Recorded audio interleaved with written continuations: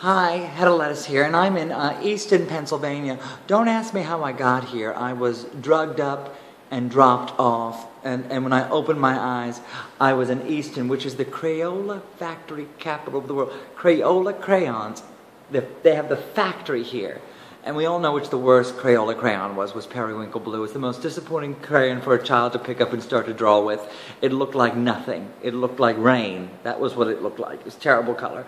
But I've been sitting here. I was talking to a boy in the audience tonight, and he was fired from Applebee's. Applebee's restaurant. I don't know what their specialty is. Apples and bees, perhaps.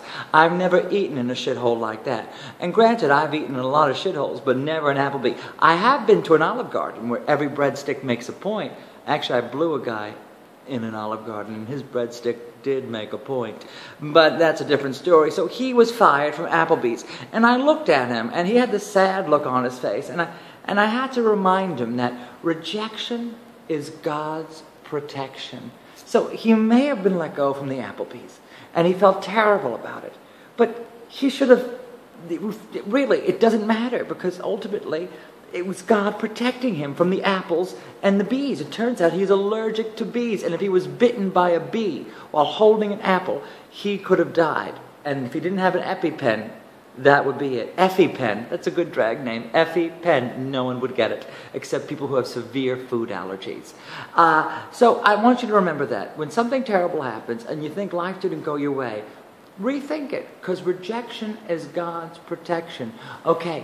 That hot man that you're with, huge, hung like a racehorse, the best lover you ever had. You have sex with him a few times, but he never calls you back again. And you're sitting there glum, oh, why, I need that big piece of meat, I need him, I crave him, why God?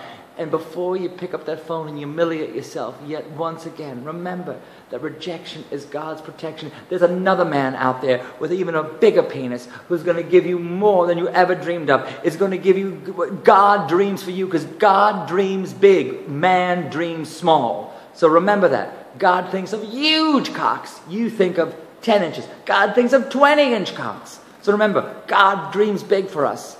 And rejection is God's protection.